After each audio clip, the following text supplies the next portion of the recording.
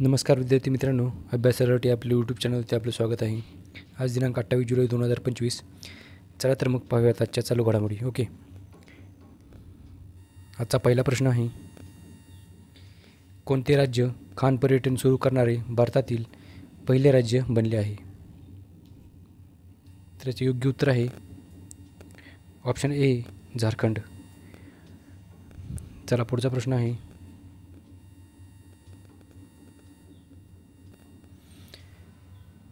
अलीकडेच कोणत्या देशाने फिलिस्तीनला स्वतंत्र देश म्हणून मान्यता देण्याची घोषणा केली आहे? तर अलीकडेच फ्रान्स देशाने फिलिस्तीनला स्वतंत्र देश म्हणून मान्यता देण्याची घोषणा केली आहे. ओके, तर विद्यार्थी मित्रांनो याचं उत्तर असेल ऑप्शन बी, फ्रान्स. ओके, चला पाहूयात आपण पुढचा प्रश्न. जुलै 2025मध्ये समुद्री वित्त पोषण शिखर संमेलन 2025 कोठे आयोजित केले आहे? तर याचं उत्तर आहे ऑप्शन बी, नवी दिल्ली. तर नवी दिल्लीमध्ये समुद्री वित्त पोषण शिखर संमेलन 2025 आयोजित केले आहे. ओके, तर थोडीशी माहिती पाहूया त्याबद्दल.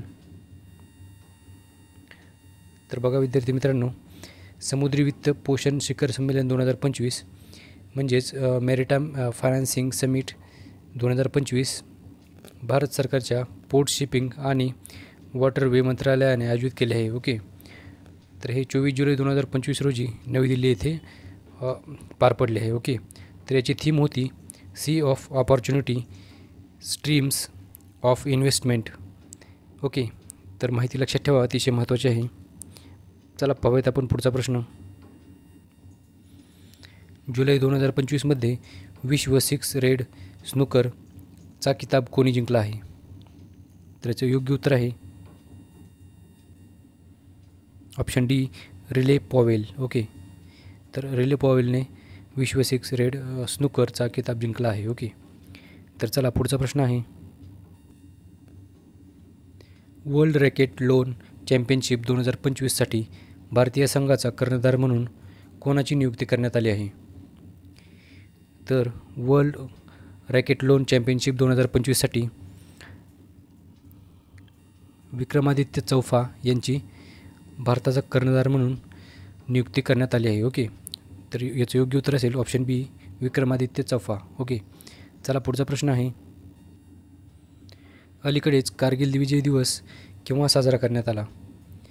तर अलीकडेच कारगिल विजय दिवस हा 26 जुलै रोजी साजरा करण्यात आला आहे. ओके, तर 26 जुलै रोजी हा दिवस साजरा करण्यात आला आहे. थोडीशी माहिती पाहूयात कारगिल दिवसबद्दल. ओके, चला, कारगिल विजय दिवस हा हा 26 जुलै रोजी साजरा केला जातो. ओके, दरवर्षी. तर हा जो दिवस आहे तो या दिवशी भारताने 1999 साली पाकिस्तानविरुद्ध कारगिल विरुद्ध म्हणजेच पाकिस्तानविरुद्ध विजय मिळवला होता. ओके, आणि या अंतर्गत ऑपरेशन विजय हे भारतीय लष्कराने पाकिस्तानविरुद्ध चालवले होते. ओके, तर माहिती लक्षात ठेवा विद्यार्थी मित्रांनो. पुढचा प्रश्न पाहूयात आपण.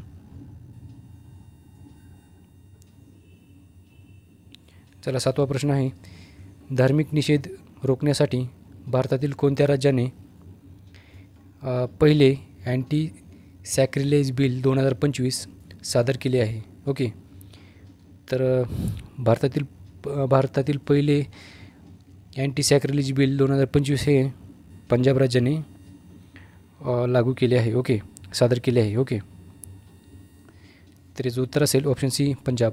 ओके, तर पंजाब राज्याने अँटी सॅक्रिलेज बिल 2025 हे सादर केले आहे. ओके, तर चला पुढचा प्रश्न पाहूयात.